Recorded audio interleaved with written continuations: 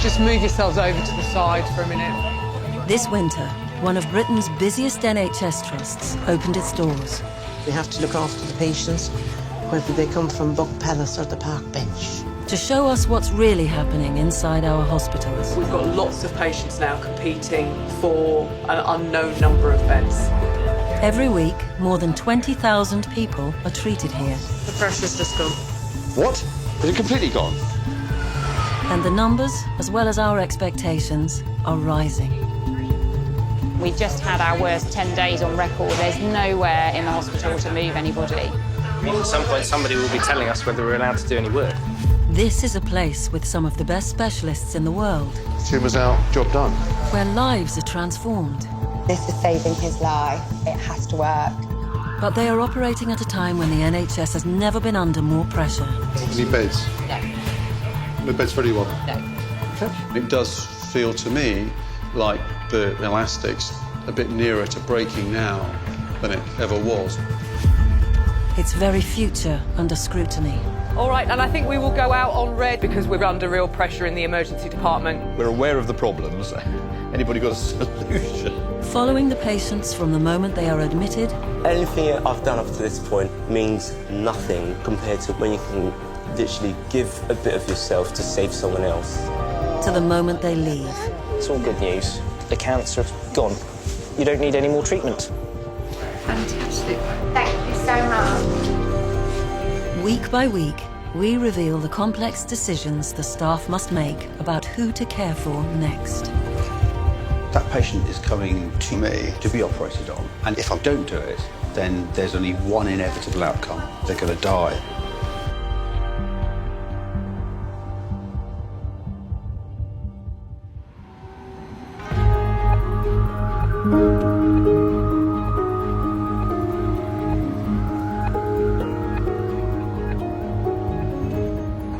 Right, good morning, everybody. Shall we begin? I've seen the gang at Charing Cross. Good morning, Charing Cross. Morning, good morning. Okay, do you want to just talk us through your screen this morning? Leslie Powles is the site director at St Mary's, the biggest of the 5 hospitals in London's Imperial College Healthcare NHS Trust. Every morning, she leads a conference call with the other hospitals to plan the day. The focus is always the same. How many empty beds have they got? There's currently no cubicles anywhere in A&E to see any new patients. Okay, so not a great start to a Monday morning for you guys then. The first call of the day is to kind of take the temperature of what's gone on overnight and what our beds look like going forward for the next couple of hours. Let's go to St Mary's. So as you can see, we're in a very similar position to Charing Cross this morning, very full and busy ED screen. Let's just have a look at the beds. It's probably easier for me to say what we've got, which is absolutely nothing at the moment. So really priorities for us this morning are to sort out the rest of the unplaced patients in the emergency department before we do anything else. We'll pick up surgical electives in about 10 minutes. All right, and I think we will go out on red this morning then.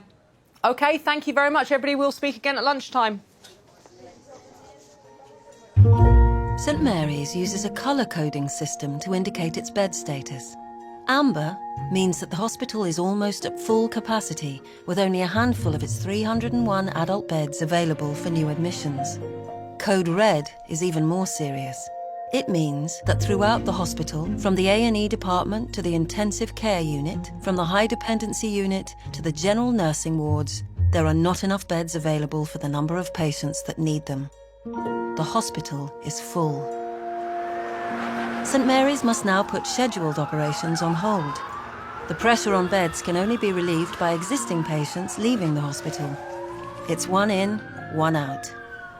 For the last 3 weeks, we've run at almost completely 100% capacity. We're probably on Code Red every 3 or 4 days. I'm hoping that within the next couple of hours, we get enough beds that we can at least do a couple of our elective patients. That's a trauma patient, which means that we are very likely shortly to need another trauma bed. So today we are in trouble. So at the moment there are no beds in the hospital. There's a lot of emergencies who will need operating on. When St Mary's is on Code Red, Surgical staff must wait while site operations look for patients to discharge. Today there are no beds in the trust at all. Right, let's go and postpone things. It's the job of the on-call anaesthetist to stop planned operations getting underway. Until the hospital gets off code red, there won't be enough beds for all the patients to recover from their surgery. What tends to happen is if people can be a bit naughty and suddenly they just start their patient. I mean, after knives to skin, there's absolutely nothing you can do about it. There is no bed, 100%. There's loads of patients in A&E. There are no beds whatsoever in the trust. Rex, you know that it's only day cases or inpatients. Right, oh, yeah. So, I didn't know that, but yeah. I do know now. They've said not to go ahead, and they want to go ahead. Well, so no, you can't go ahead if we haven't got a bed, and they can't stay in we recovery. don't have a bed. A patient, if we do any patients that need beds, they have to stay in recovery, and that's not acceptable. No, they can't go because we haven't got the recovery staff to Exactly, look after. but you're not listening. Because I said they have to stay in recovery doesn't mean the patient can go to recovery. It means that it's not acceptable, but nobody's listening. But this is really annoying, isn't it? Because so many hours are wasted waiting for things, which just pisses me off. This is a bad Monday morning. There's been no frost, there's been no flu, it's not cold, you know, and the fact that the hospital's already overwhelmed is really quite scary. So, anyway, so I better have my mango lassi.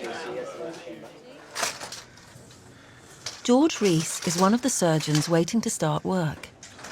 He specialises in keyhole surgery. IT support as well. We have one operation to do today, and that's an anterior section, which is an operation for rectal cancer. The gentleman's here. My team have seen him, but the hospital's on red alert, so we are just going to wait to find out if we've got permission to start operating. George Rees can't begin his patient's surgery until a bed is available on the high dependency unit for him to recover in. Morning. Nurses there are currently trying to discharge patients to make space. Hello, can we do a quick brief, please? So we don't have permission to start because they don't know if there's a bed or not, so we're not allowed to do anything. The difficulty is that it's 3.5 hours of surgery. Yep, and it's cancer. And it's cancer, so if they don't tell us early, we run out of time. But they know that. Professor George Hanna is also waiting to start a cancer operation. I'll come later on. His patient will need a minimum of 6 hours of surgery, followed by a bed in the intensive care unit. Oh, hello. Hello. How are you? Good morning to you. I ought to stand up. No. Hello. How are you? Thank you. Pretty good, thank you. Pretty good. Are we good to go or not? We're just waiting. We're just still waiting, okay. Yeah, still waiting. Have you doing your exercises? I'm doing my exercises very rigorously. So once we know about the ITU, I will let you know. Yeah. We'll call you to come in. Good. Well, I'll see you shortly. See you again, yes. Okay, thank you. The patient has a cancer of the gullet, which is the esophagus.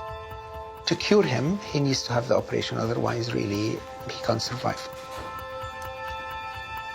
I was first diagnosed back in April, and then I went on to a chemo and radiotherapy treatment course, which was designed to shrink the tumour. Became quite difficult to eat. Do you feel poorly? Not now, no, but I did then. Oh, my God, I did then. And the thing is, you know, he's, what, sort of 13 stone or whatever normally. Not now. Well, but you were. I mean, more big, like 14 big, strong, healthy guy, you know, playing golf 3 times a week or whatever. And suddenly, he's not.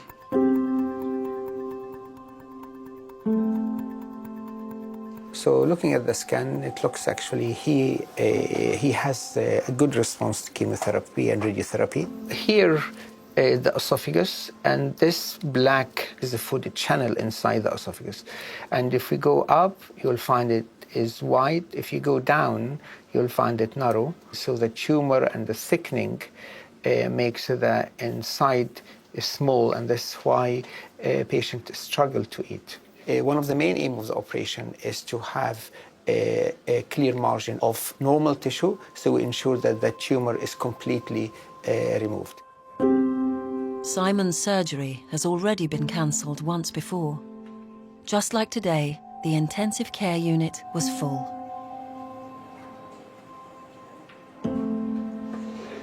We've only got 16 intensive care beds at St Mary's, and those beds are always needed for our sickest patients in the organisation. So those coming through our emergency department, our major trauma patients, and our patients who are going to recover from some of the biggest surgery that we do in the organisation. St Mary's Intensive Care Unit, or ICU, contains the most sought-after bed spaces in the hospital. Each one provides one-to-one nursing care and the most advanced life support systems. There is no capacity to add more beds. The team tries to keep at least one of these bed spaces in reserve in case of an emergency admission. But with patient numbers rising, this is proving increasingly difficult. Today, all 16 beds are full. I need to move patients off intensive care and down to the ward. But before we move them, I need to go and have a look at them and make sure that they're well enough to move and that they'll be safe on the ward. Hi there. How are you getting on? How are you doing? It's good to see you awake. I think you're doing really well, sir. How are you going? OK, good. All right. I think you're improving. All right, I think you are. Simon Ashworth has identified 2 patients who could potentially be stepped down from the ICU to other wards, but only if their conditions improve over the next few hours.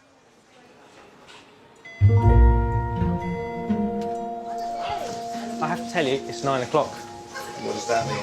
It means at some point somebody will be telling us whether we're allowed to do any work. Nervous? No, I'm not. I'm nervous for you. You worry too much, you'll get heart attack. George Reese's cancer patient, Eladio's operation, is already 2 hours behind schedule. I've decided not to get frustrated. There's nothing I can do to fix this problem. So I will trust that the people who are doing it are doing their very best. Morning. Hello. Morning, sir. How are you? Hello, we didn't get to meet last time. No, we didn't. I just wanted to set the scene of today a bit. At the moment, they haven't given us permission to start the operation because there isn't a bed in the hospital. But they're working on it. Okay. And when I know, you will know. Yeah, lovely. Is there anything you wanted to ask me? Well, No, I think. I just would like to, because I'm parking outside. It costs me now is £10.80p. Please, please, because if we're gonna be here whole day, that's gonna cost me an arm and leg. Well, I kind of meant, is there anything you wanted to ask me about the operation or about the surgery today? No, I'm okay. Okay. Site Director Leslie has received an update on the bed situation from the High Dependency Unit. So we've managed to get some discharges, which means we can start to operate on patients who can go into high dependency, but not patients yet who need intensive care. Yeah, so marvellous. And then start the Reese patient needing HDU. Miriam? Don't feel any pressure. I'm coming to find out if I'm allowed to start, because if I can't start now, we have to send him home. So the cancer patient who needs level 2, that can go ahead? OK, great, so we can go ahead. Thank you. So we need to go and tell them. Can you hear me? Lisa, can you hear me? We're coming down to theatres. We're allowed to do the case, OK? They found the bed. Hello, Site Office. Leslie speaking. Leslie must now deal with a new emergency. A patient is on her way from Norfolk with a ruptured aorta. The aorta is the main artery in the body. If it bursts en route, the patient will die in the ambulance. St Mary's lead vascular surgeon, Richard Gibbs, will perform the life-saving operation. I've been sent here because we're a specialist centre for aortic surgery. We feel a real moral responsibility for accepting patients like this. Without any shadow of a doubt, they will need an intensive care bed, but to a certain extent, we just have to get on and do the operation. So we'll have to worry about the RTU bed at a later stage in the day. That patient is coming to me to be operated on. If I don't do it, then there's only one inevitable outcome, which is they're going to die. ITU are uncertain now as to, so this morning they were declaring two patients to step down. They're now not sure that they have 2 to step down. They think they might just have 1 bed. If they have 1 bed, that bed will have to be held for the ruptured patient coming from Norwich.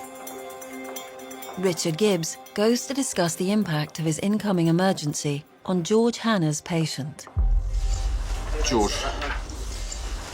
as things stand, you need an ITU bed, we need an ITU bed, because we've got this woman who's in an ambulance on the way from Norfolk with a ruptured aneurysm, so she needs an open operation.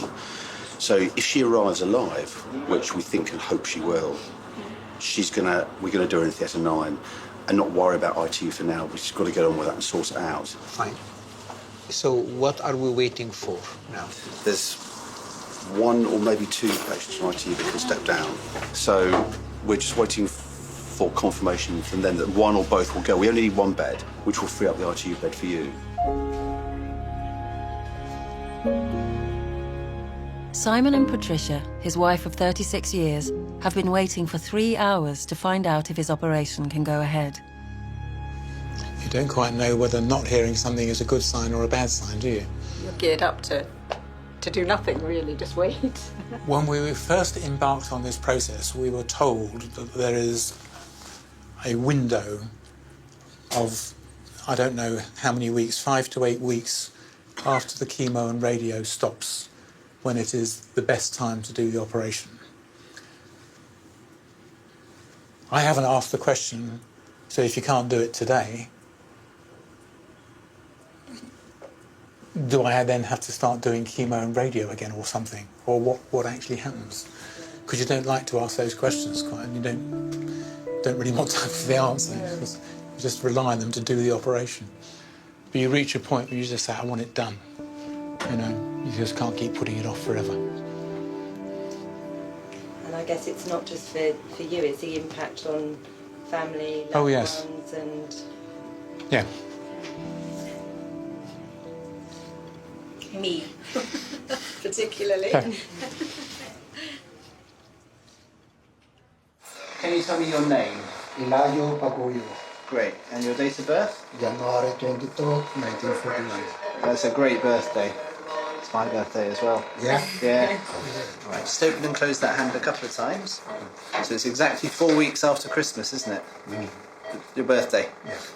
You're from the Philippines? Yes. Yeah?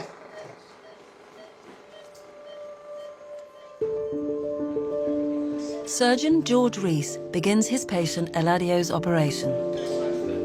We're going to do a keyhole operation for him where we remove the part of the bowel with the cancer in and its adjacent blood supply so that we can take any lymph glands that may or may not be affected by the cancer. And then we're going to join it all back together again.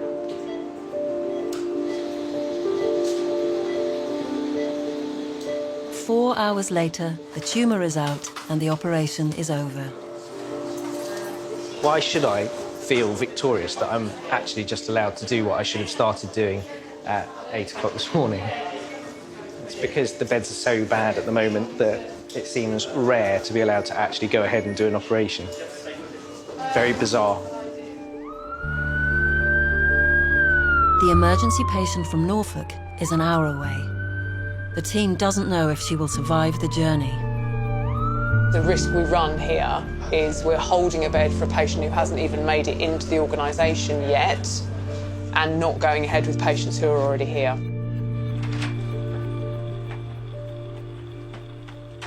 Do you have to do this for people every day, struggling with stocks? Hi, George. Hi, thank you. 2 people I'm kicking out from ICU.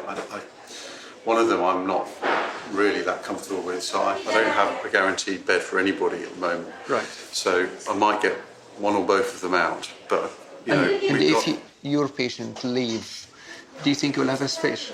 if this patient doesn't survive from Norfolk, then you know, well, we can't predicate that. So shall we wait a bit more time? The only thing you can do is wait, but I don't think the odds are very good. We don't have enough slack in our capacity to be able to let Prof. Hanna go ahead and do the esophagectomy.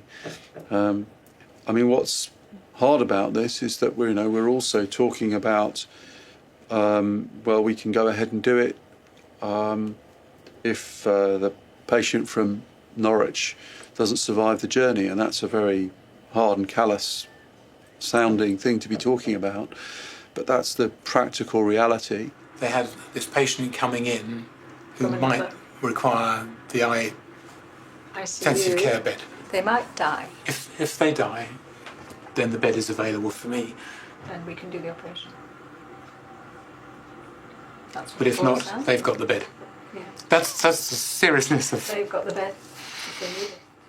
How does that make you feel? Guilty, actually. In a way, yeah.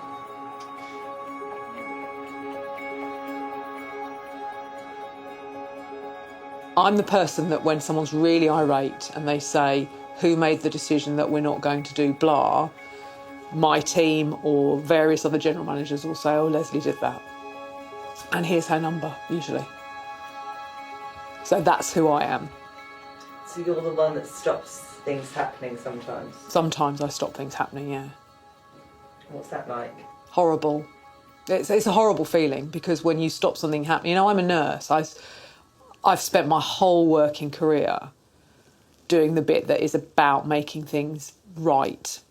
Not always making things better, but doing the right thing by people all the time. And I do the right thing all the time in this job, but it's not always the right thing for one person. I do the right thing for the hospital. And that's really difficult because that does mean that there will be people who today we haven't done the right thing for.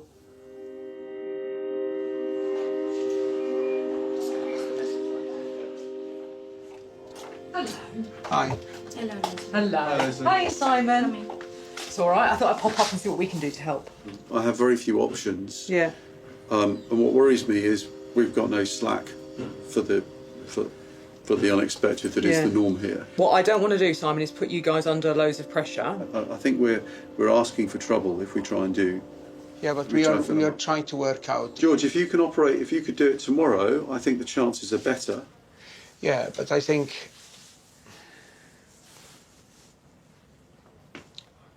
I mean, we can certainly, whatever you step down from ITU, we will create beds to allow that to happen. But Simon now is trying to keep an empty bed, so just as a slack for something to happen. How long do you think you're going to be with your esophageal? I'll be very late. What's very late? I will take 6 hours operating. If we go ahead now, we'll finish by midnight. I think the safest thing to do is to defer it. But I understand the logistics of that are a disaster. It's not just the logistics, there is a clinical issues here because there's a second cancellation with a dedicated time chemoradiotherapy and we are not doing him to keep a slack in a system who doesn't have a slack. All I'm saying is I've got no ability to manage any other problems. If he didn't have a bed, I would have no problems. I can understand it. But if we are not doing him to keep a slack, and while we can use the recovery as an alternative, this is the difficulty I have. Well, we're very close to the limit. We are close to the limit. We're very close to the limit. I think operating absolutely on the limit is unwise. The question really, if we wait another week or another time, this will not be, I'm not sure how this will get better. Cancelling a cancer patient 3 times and is a serious instance. So this is something you need to work on it. It's your call, Simon. What do you want us to do? We don't have the slack at the moment, I don't think, to do this safely. We are stuck at that point.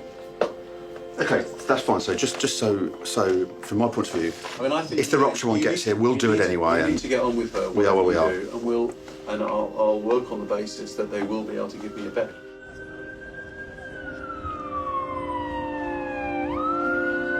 The scans from the hospital in Norfolk have been received by Richard Gibbs. They reveal a huge aneurysm in the main artery from the patient's heart. Okay, so should we just... So the team brief here, so this lady has a ruptured aneurysm. Her aorta is 4 times the normal diameter, so it's very dilated, and that's like a balloon. It's just stretched and stretched and stretched, and now it's finally given. So blood's starting to come out of it where it's got a small tear in it. The surgical plan is to do a left thoracolaparotomy and not disturb the abdomen until we've got control of the lower thoracic aorta. And then we'll obviously open up. All right, see you in a few minutes. There are frustrations, so the whole team gets assembled and we make a plan and takes quite a lot of effort and concentration to get everyone pulling together to do it. And so if that plan is preceded by 3 hours of negotiations about can we slot someone into HDU if they get to the Hammersmith so the ITU patient can drop down, you know, I sometimes feel that I spend as much energy on trying to organise and manage beds and the movement, the flow of patients within the hospital in order to allow us to do what we actually want to just do and get on with, which is to operate.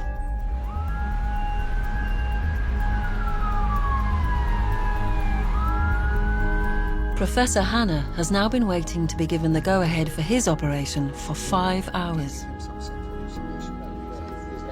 Hi, Leslie, it's George Hannah. Hi, Leslie, the aneurysm will come in 1 hour time. I spoke to Rick. So, yeah. So now we need to make a decision, really. We had a patient come in who was self-hanging. Okay, just 1 second, Leslie. There is a trauma came intubated now, just now. Somebody's hanging, so there is an extra case into the equation. If this patient go to ITU, then potentially will be no beds, huh? Definitely now. Head of Intensive Care, Simon Ashworth, must now go to A&E to decide if the hanging patient will need an intensive care bed. And he didn't have a cardiac arrest? Correct. You got him sedated or anything? He is on a propofol infusion and he's getting fentanyl infusion. The patient will need life support, which only ICU can provide. We'll need to find a bed for him. I think it'll be possible, providing that nobody else here needs to come up. But it certainly means that the chances that we'll be able to do the esophagectomy are 0 now.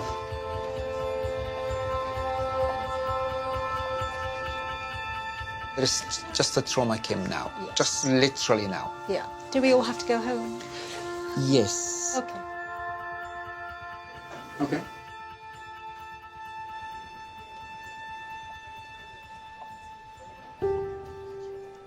Waste of resources.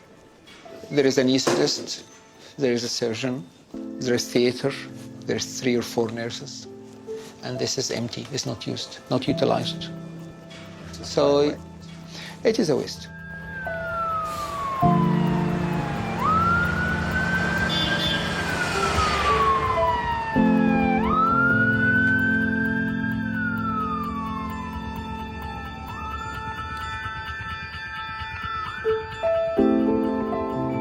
After a 4-hour journey from Norfolk, the patient with the ruptured aorta, retired school teacher Janice, arrives at St Mary's A&E.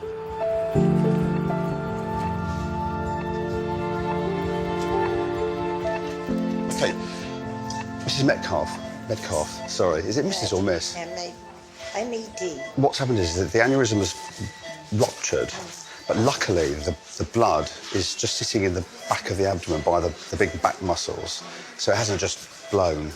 And that means we've got a chance to fix this. We've had a look at it on the scans. I think it's the safest way to do it is going to make a cut, which is going to run in your chest and then down into your tummy, and then we can clamp the aorta and hopefully sew a big graft on, and that will be the end of the problem. It's obviously a bit risky. Okay, I'm going to be honest with you. Told me, yes. And there's a few complications that can happen. And I mean, you know, you're definitely going to lose quite a bit of blood. And there's always the risk of things like a heart attack or a stroke or kidney failure afterwards. But I think the thing is we haven't got a lot of choice, because if we don't do it, then that's kind of the end anyway. Okay.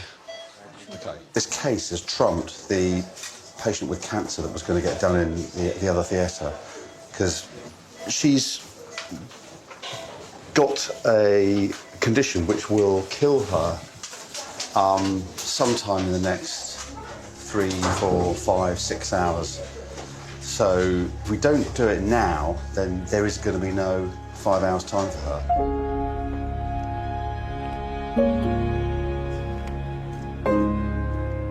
Multiple cancellations are something we really try very hard to avoid, but actually without slack in the system, it's impossible. And if you try too hard to avoid them, what you end up doing is prioritising somebody because they've been cancelled over somebody who is at immediate risk of dying.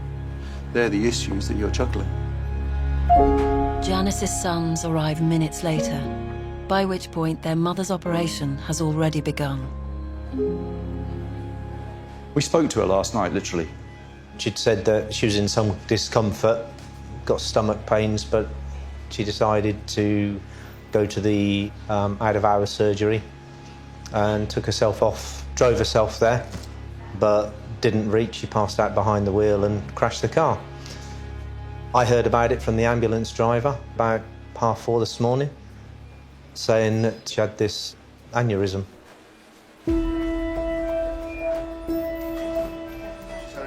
Will she survive? Will she pull through or not? There's always significant risks. Mortality is probably about 50–60%.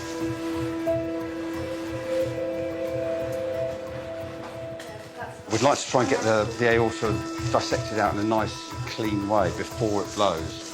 I mean, it's already ruptured, but if it starts bleeding freely because we're dissecting around it, then we're going to have to clamp in a real hurry.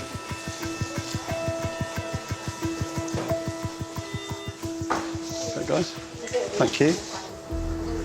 Have you got a periosteal elevator? Cover Wiley. So the fish slice just needs to go there. We can put the lung down if we want, but let's try to avoid it because I think she won't like it. So that's the heart, and this is the thoracic aorta. The problem's actually a bit lower down in the belly. So she's got a huge hematoma. Okay, don't touch the hematoma, whatever you do. No, what I mean is it might blow any minute. I mean, it really might do, literally. So, and that's the blood from the rupture, which is tracking around the back and coming towards the front. That's the aneurysm. Press it too hard. This is going to go, so we need to get a wiggle on. Yeah. She likes to keep herself occupied. Reception-age children she used to teach. She does various crafty things, she goes bowling, she plays darts. We sort of joke that we have to make an appointment to go and see her. Keep my fingers crossed on that. Very nervous. Okay. The difficult bit's just about to start. Everyone do it slowly, just take the diaphragm away from us. So this just get gently, let me just get this down here. To the last bit and then we're there. Relax, let go. Let me just do this. And then move that up to there. Get that, that's this. Suck. Okay. The pressure's just gone. What? Is it completely gone?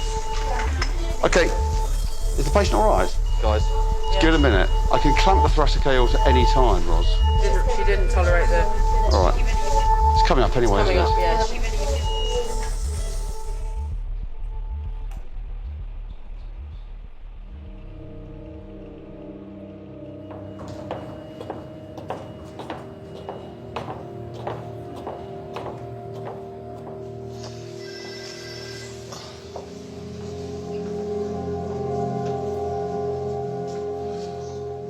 Hi, I'm Richard Gibbs. Hello. Hi. I'm just going to tell you this straight. The operation was a success, but it was quite challenging at times. And although she's stable at the moment, I won't say anything yet about the prognosis. She needs to go to ITU for the next 24 hours, and they will stabilise her and support her in any way that's necessary. But at her age, and having a really big operation like this, I don't think we can say she's in the clear yet. I think we need to give that 72 hours. And then if she starts to get better and better, then I'll be really hopeful.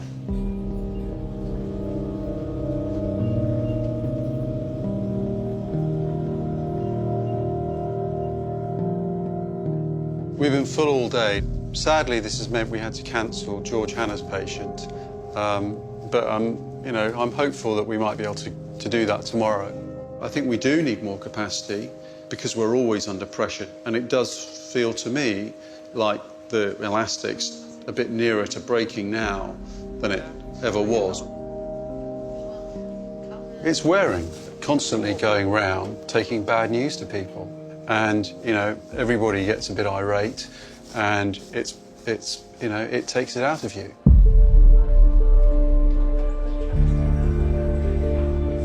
St Mary's capacity problems are directly linked to its status as a major trauma centre. Its A&E department must provide round-the-clock emergency care.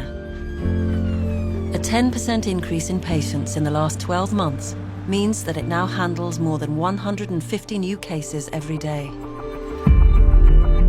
A&E has 4 resuscitation bays for patients with life-threatening conditions and a further 16 beds for the seriously ill.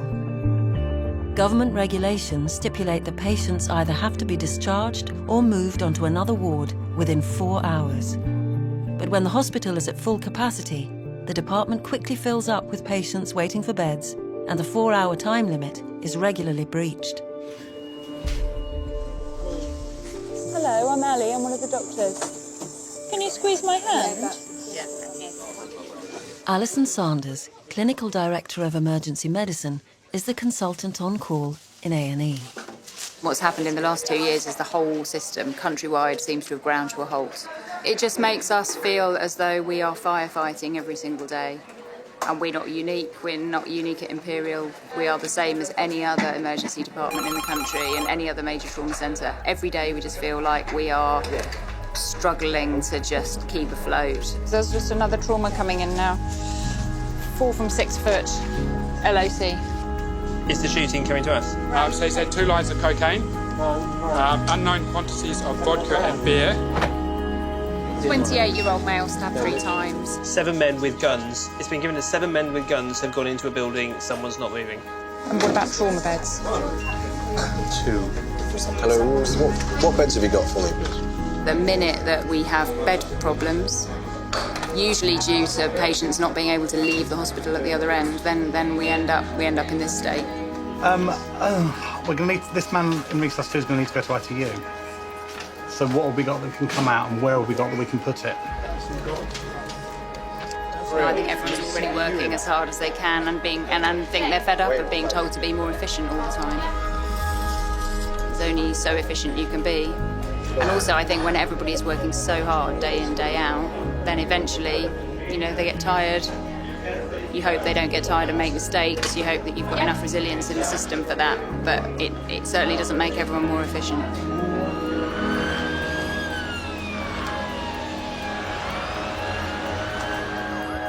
With winter approaching, the pressure is set to intensify within A&E and across the hospital.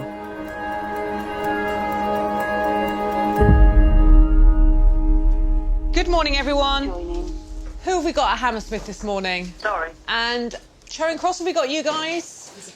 OK, let's look at capacity at St Mary's. We've got a completely full resus, very full majors. Minors is creeping up, so big push on anything we've got dischargeable, please. St Mary's remains close to capacity. However, it is no longer on code red. From a critical care perspective, it's not been the best start to the week. Unfortunately, sometimes being a major trauma centre, our demand for very sick patients outstrips what we have in capacity, and we can't predict that. On the high dependency unit, George Rees's patient Eladio is awake and stable following surgery yesterday.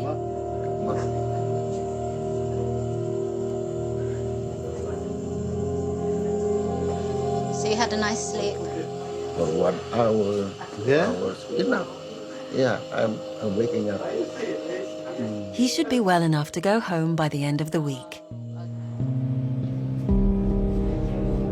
In intensive care, Janice is yet to wake up, following the operation to repair her aorta. Squeeze my hand, Janice. Janice? Janice, squeeze my hand if you can. As the nurses reduce her sedation, she should begin to regain consciousness. Can you open your eyes for me?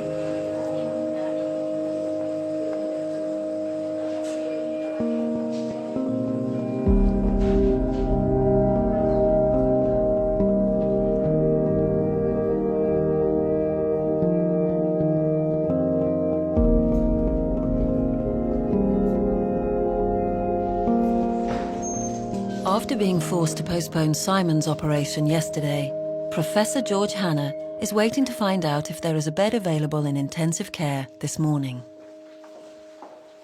There's Dr. Ashworth. Good morning. Morning. Ish. We're still trying to get George's case done. It's probably contingent on moving one of our patients to Charing Cross. They've still got the bed. They've still got the bed. I checked okay. this morning. They've still got the bed. All If the patient's stable enough to go. Are you going to let George know? Yeah, I'll let George know. I've already told him that was the contingency. Yeah, he'll be delighted. Hi, George. Yes, you can start. I've just spoken to Leslie. Wonderful. Fine. Good morning. I've got good news. We have a bed.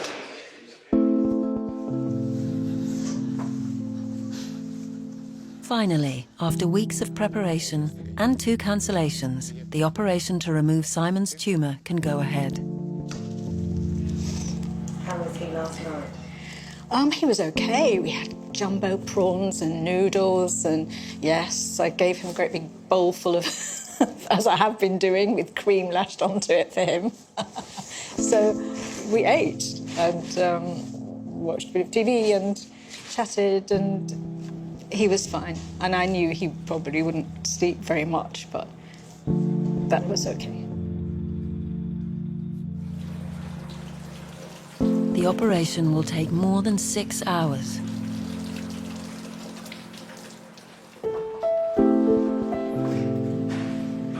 An esophageal tumour, you can't,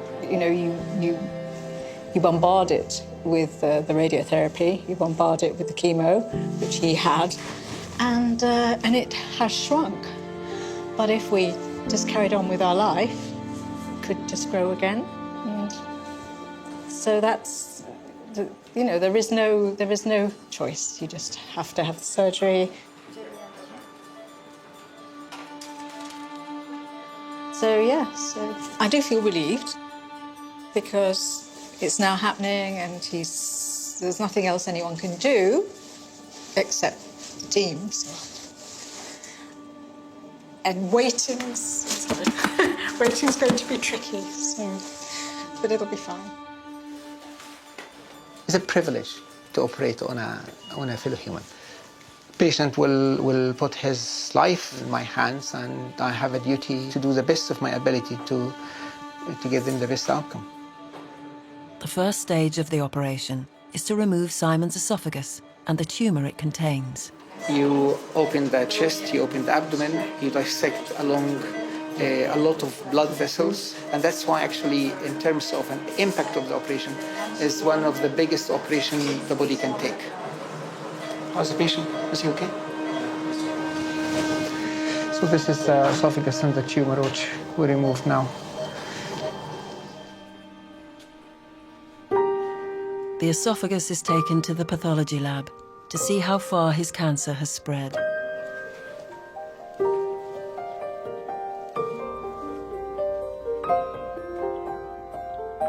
This is the esophagus here at the top, between my fingers.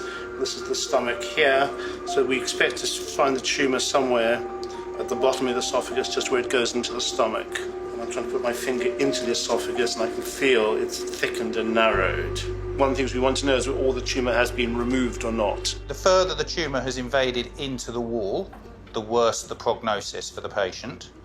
And if the tumour has spread to the lymph nodes, the worse the prognosis for the patient. And the more lymph nodes that are involved, the worse the prognosis for the patient.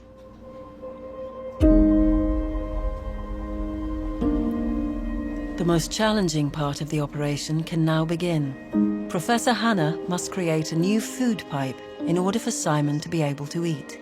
We convert the stomach, so the food will go down there. And we need to reconnect the gastrointestinal tract in a way that the patient be able to eat after that. Going well, really well. Operation looks nice, really, and if things looks nice, usually works very well.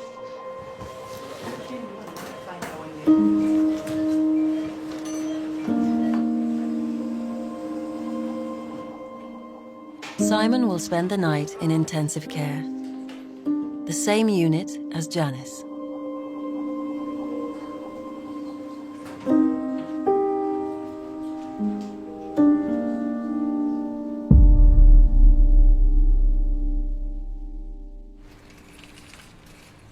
Having finished in theatre in the early hours, Professor Hannah heads to the intensive care unit to check on Simon's progress. All went well. I spoke to your wife yesterday. Oh, that's very kind of you. Thank you. So she's happy. They may send you to go to the high dependence unit. Tomorrow? No, today. Today? Yeah, most likely, yeah. Okay. So it's a promotion to go there. Absolutely, yes. I wasn't expecting that, but yeah. You obviously need the bed. No, you look well. You look well. You don't need to be here if you don't need to. 2 days after her emergency operation, Janice is stable enough to be taken off life support. That's it. Big bold hello.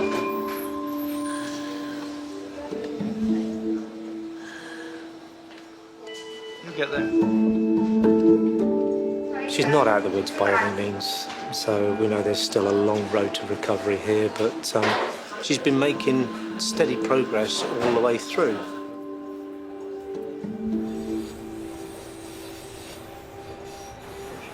Every week, Leslie and her team meet with senior managers to review how they're dealing with the hospital's capacity issues. I think things have been getting more and more challenged. I mean, certainly the pressure feels much more intense, and it feels like we are making difficult, really difficult decisions much more regularly than we had been doing and than we should be doing.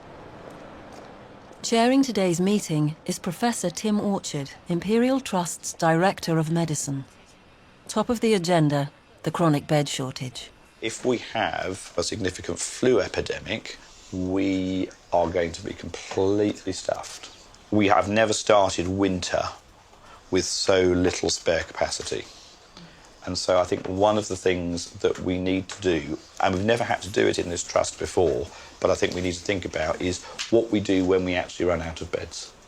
What do you do in terms of, if we get noro and we lose a ward, organisationally we are not going to manage at the moment. Exactly. We've nowhere to go to. I think that it's felt on many days as though we've had the tipping over the edge of the cliff phenomenon, where you get to a critical point and you can't function for the admitted or the non-admitted patients because everything is full.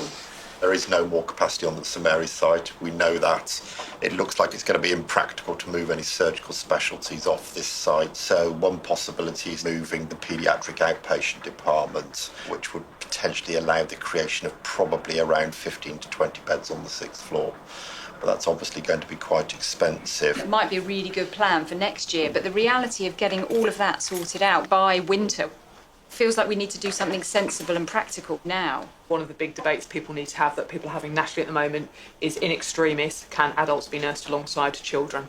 What do you do in terms of, like we've had on this site, where you've had 10 paediatric beds and you've got 10 unplaced adults in ED? What decision would you want to make there? So the question is, where can we board extra patients on wards?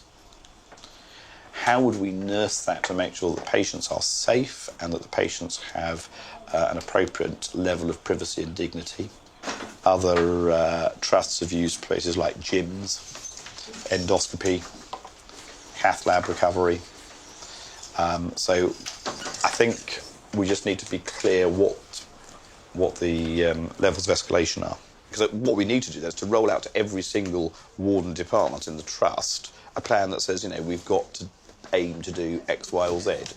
Very good, thank you. It is tough, and I think people are working incredibly hard, which we do appreciate.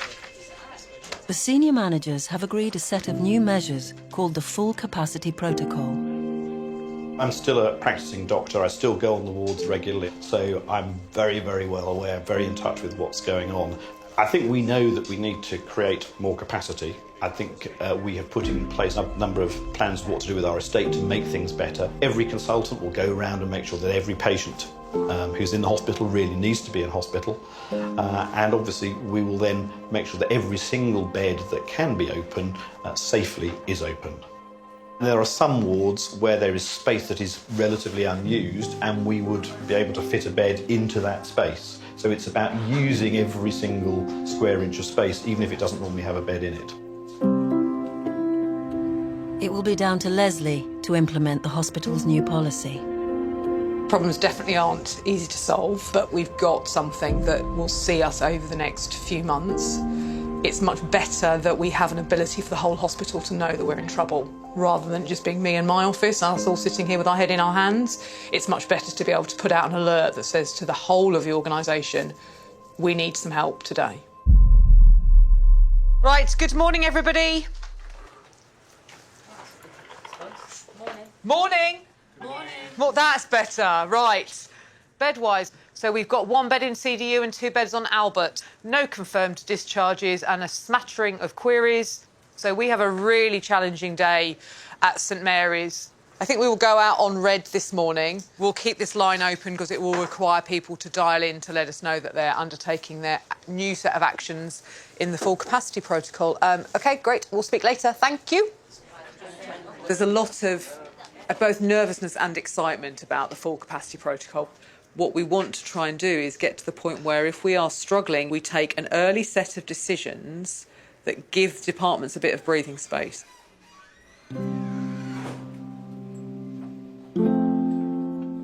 Having been stepped down from intensive care, Simon is making steady progress. He's doing well. There is a lot of work went into him to be at this stage. He's very positive. You do ask him to walk a mile, he walks 3 miles. I'm looking forward to going home. I've been told to expect to feel very tired, but to keep exercising by walking once we get home. There'll be some ups and downs, inevitably. So you cope with them, you come out the other end of that.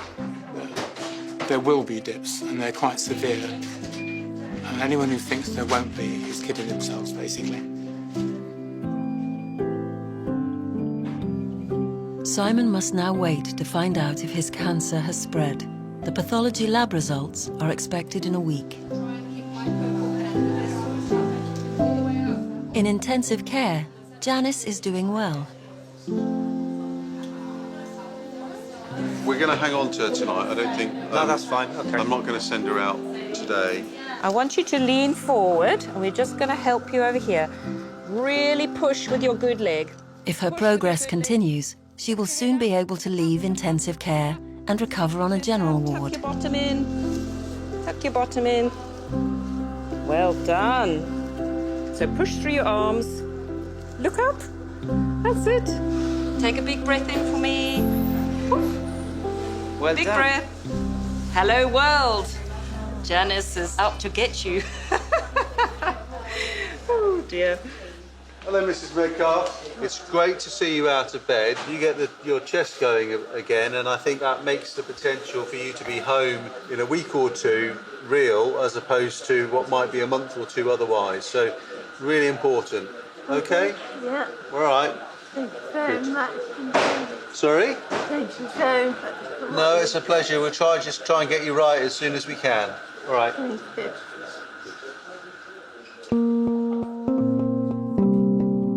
5 days after his operation, George Reese's patient Eladio is well enough to go home. He doesn't need any further treatment. The cancer he has was completely removed, and there was no sign that it had spread anywhere else around his body, which is the best result we could have hoped for. Some weeks are more emotionally challenging than others, and I think this week's been one of those weeks that emotionally we've kind of put ourselves through the ringer.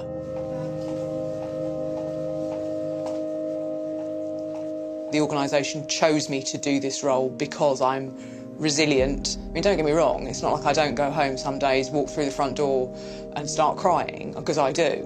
I've never done it in the office. I'll always wait till I get home, but I mean, I do, because I've had a day that, you know, sometimes you think, oh God, that was just like the day from, you know, hell. I don't know what went so horribly wrong there, but it's gone because I've got to make it right the next day.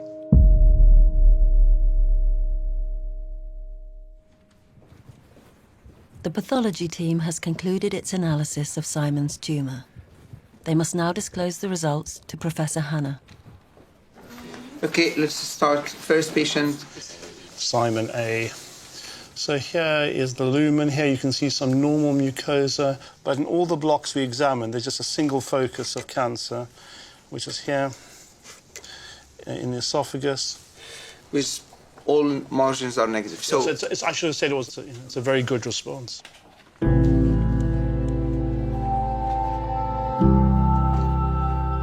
I think sometimes it would feel like all we do all day is manage beds.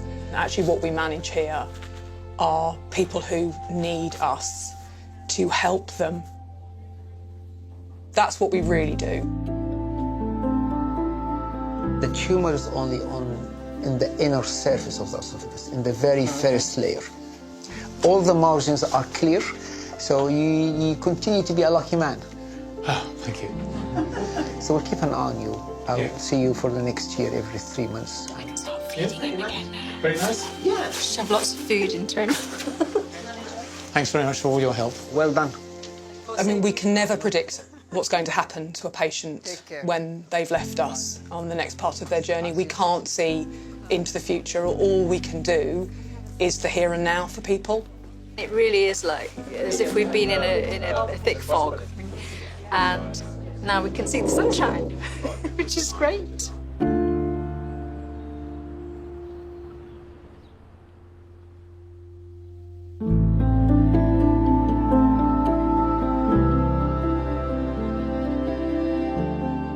We go home knowing that that day we cared and we did everything we could have done for our patients.